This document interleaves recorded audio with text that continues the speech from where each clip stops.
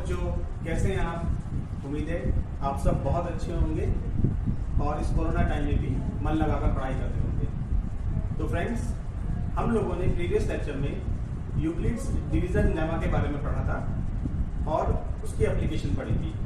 आज हम पढ़ने वाले हैं फंडामेंटल थ्योरम ऑफ अरिथमेटिक और इसकी एप्लीकेशन। साथ ही साथ हम एक्सरसाइज 1.2 को भी सॉल्व करेंगे। तो पहले इसको स्टडी कर लेते हैं और इसके बारे में जान लेते हैं। तो ये क्या कहता है? Every composite number can be expressed. तो कंपोजिट नंबर क्या होते हैं? कंपोजिट नंबर वो नंबर्स होते हैं जो हमारे प्राइम नंबर्स नहीं हैं, पर हम उनको प्राइम नंबर्स की फॉर्म में एक्सप्रेस कर सकते हैं। जैसे कि फॉर एग्जांपल 6। तो 6 एक कंपोजिट नंबर है हमारा, तो 2 into 3, तो हम इसको प्राइम नंबर्स की हेल्प से भी एक्सप्रेस कर सकते हैं।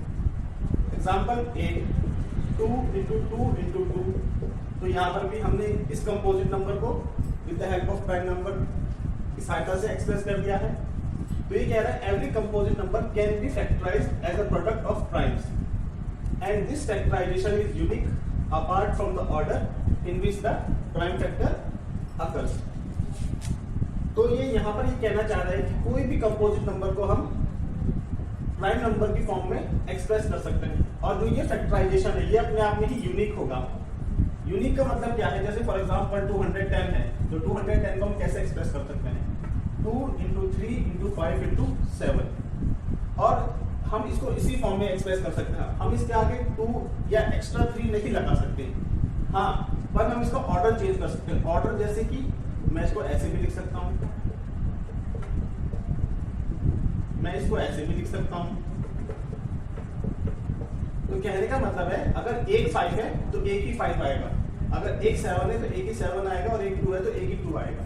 तो ये इसका ऑर्डर हो गया। ऑर्डर हम चेंज कर सकते हैं, पर इसको हम इसके अलावा एक्स्ट्रा इसमें कुछ और नहीं जोड़ सकते। चलिए इसके एक्सरसाइज को देख लेते हैं 1.2 में।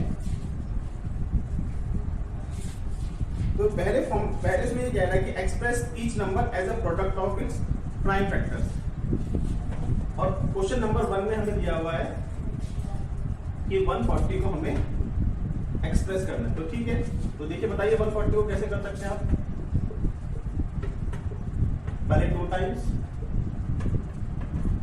फिर 2 टाइम्स, फिर 5 टाइम्स और 7। तो उसको हम ऐसे एक्सप्रेस कर सकते हैं। और इसको हम कैसे लिख सकते हैं? 2 की पावर 2, 2 का स्क्वायर इंटू 5 इंटू 7। तो इसको हमने क्या करा है?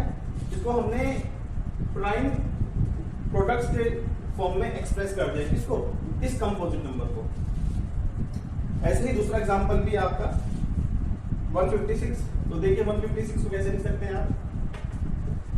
2, 78, 2, 39, 3, 13। तो 156 को हम एक्सप्रेस कर सकते हैं 2 into 2 into 3 into 13। ओके, तो 2 का स्क्वायर इंटू 3 into 13। तो हमने 156 जो कि एक कंपोजिट नंबर है उसको हमने प्राइम प्रोडक्ट्स की फॉर्म में एक्सप्रेस कर दिया है। सेकंड क्वेश्चन में हमें एलसीएम और एचसीएफ फाइंड करना है, ठीक है, 2 नंबर का। तो चलिए पहले एलसीएम और एचसीएफ के बारे में जान लेते हैं।